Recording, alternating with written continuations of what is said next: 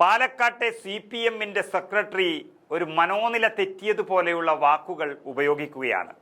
രാഷ്ട്രീയത്തിൽ അല്പമെങ്കിലും കാണിക്കേണ്ടുന്ന മര്യാദ അല്ലെങ്കിൽ ധാർമ്മികത അത് അദ്ദേഹം മറന്നിരിക്കുകയാണ്. അതായത് രാഹുൽ മാങ്കൂട്ടം മാത്രമല്ല, ഇനി ആര് ഈ ലോകത്ത് തെറ്റ് ചെയ്താലും അവർ ശിക്ഷിക്കപ്പെടണം. എന്നാൽ പോലീസും ആഭ്യന്തര വകുപ്പും എല്ലാം കയ്യിലുണ്ടായിട്ടും മാങ്കൂട്ടത്തെ പിടിക്കാൻ കഴിയാത്തവർ ഇപ്പോൾ ഒരു സമനില തെറ്റിയതുപോലെ ഇങ്ങനെ നടക്കുകയാണ്. സമൂഹത്തിൽ പ്രധാനപ്പെട്ട സ്ഥാനങ്ങളിൽ ഇരിക്കുന്നവരെ മുഴുവൻ അടച്ചാക്ഷേപിക്കുകയാണ്. രാഹുൽ മാങ്കൂട്ടത്തിൽ MLAക്കെതിരെയുള്ള ആരോപണങ്ങൾക്ക് പിന്നാലെയാണ് ഇപ്പോൾ ഷാഫി പറമ്പിലിനെതിരെ രംഗത്ത് വന്നിരിക്കുന്നത്. വലിയ ഗുരുതരമായ ആരോപണമാണ് അദ്ദേഹം പറഞ്ഞിരിക്കുന്നത്. അതുകൊണ്ട് തന്നെ അത് നാളെ അദ്ദേഹം തെളിയിക്കാൻ ബാധ്യസ്ഥനായി മാറിയിരിക്കുന്നു എന്നുള്ളതാണ്. ഇല്ലെങ്കിൽ കേരളത്തിലെ യുവാക്കൾ ഒരുപക്ഷെ ഇളകി എന്ന് വരും. ഭംഗിയുള്ള സ്ത്രീകളെ കണ്ടാൽ ഷാഫി ഉടൻ ബംഗളൂരുവിലേക്ക് ട്രിപ്പ് വിളിക്കുമെന്നാണ് ജില്ലാ സെക്രട്ടറി EN സുരേഷ് ബാബു പറഞ്ഞിരിക്കുന്നത്. ശരിക്കും വെറും ഷാഫി പറമ്പിൽ അവിടുത്തെ പാലക്കാട്ടെ ഒരു പയ്യൻ എന്ന് വിചാരിച്ചു. അങ്ങനെയല്ലല്ലോ. ഷാഫി പറമ്പിൽ ഇന്ന് വടകരയുടെ MP ആണ്, KPCCയുടെ വർക്കിംഗ് പ്രസിഡന്റാണ്. അങ്ങനെയുള്ള ഒരു സ്ഥാനത്തിരിക്കുന്ന ഒരാളെയാണ് ആക്ഷേപിക്കുന്ന തരത്തിൽ ഇത്രയും ഗുരുതരമായ ഒരു ആരോപണം പറഞ്ഞിരിക്കുന്നത്.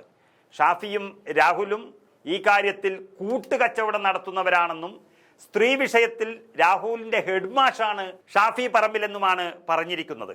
കോൺഗ്രസിലെ പല നേതാക്കളും രാഹുലിന്റെ അധ്യാപകരാണെന്നും സുരേഷ് ബാബു ഇങ്ങനെ പരിഹസിക്കുകയാണ്. ഒരുപക്ഷെ ഇതൊക്കെ അദ്ദേഹത്തിന് പറയാനുണ്ടായ ഒരു മാനസിക അവസ്ഥ. അത് പത്രക്കാരോട് പറയുമ്പോൾ അദ്ദേഹം ഇതൊക്കെ തെളിയിക്കുന്നതിൻ്റെ ബാധ്യസ്ഥനായി മാറിയിരിക്കുകയാണ്. അത് അദ്ദേഹം ഇന്നല്ലെങ്കിൽ നാളെ തെളിയിക്കുമെന്നൊക്കെ പറഞ്ഞു പോകുന്നുണ്ടെങ്കിലും അങ്ങനെയുള്ള സംഭവങ്ങൾ യാഥാർത്ഥ്യമാകാൻ സാധ്യതയില്ല എന്നിരിക്കെ EN സുരേഷ് ബാബു എന്ന CPMന്റെ സെക്രട്ടറി പോകുന്നത് വലിയൊരു അപകടത്തിലേക്ക് എന്ന് പറയേണ്ടി വരും. മറ്റൊരു പ്രധാനപ്പെട്ട ആരോപണം കൂടി ഈ സുരേഷ് ബാബു പറഞ്ഞിരിക്കുകയാണ്.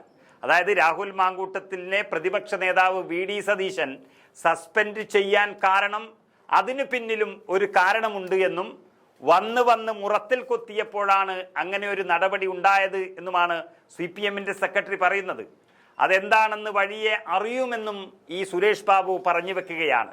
അതായത് സതീശന്റെ വീട്ടിൽ തന്നെ ഒരു അനുഭവം ഉണ്ടായി എന്നുള്ളൊരു സൂചന അദ്ദേഹം നൽകുമ്പോൾ അത് എത്രത്തോളം ഗൗരവമാണ് എന്നും ഇതിൻ്റെ ഉത്തരം CPMന്റെ സെക്രട്ടറി പറഞ്ഞേ മതിയാകും എന്നുള്ള തരത്തിലേക്ക് കാര്യങ്ങൾ നീങ്ങുകയാണ്.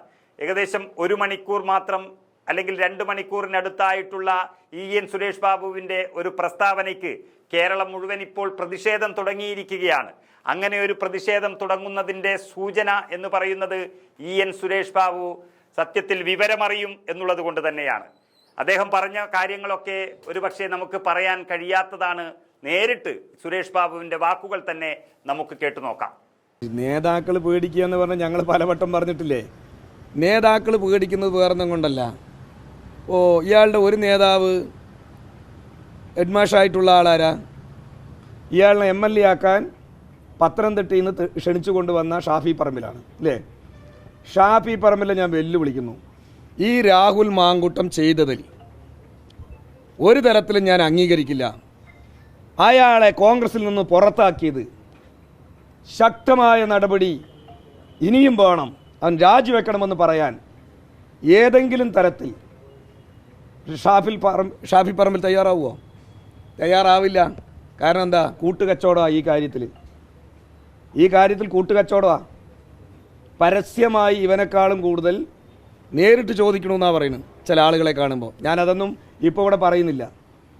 എങ്ങനെ ഒരു രാഷ്ട്രീയ പ്രവർത്തനം പ്രത്യേകിച്ച് കേരളീയ സമൂഹത്തിൽ നടത്തുന്ന പൊതുപ്രവർത്തകരായ ഞങ്ങളെപ്പോലുള്ളവർക്ക് ഞങ്ങളൊക്കെ ഇങ്ങനെ പൊതുപ്രവർത്തനം നടത്തുമ്പോൾ എങ്ങനെ ഇത് ഞങ്ങൾക്ക് സത്യം പറഞ്ഞാൽ അതിശയം തോന്നുകയാണ്.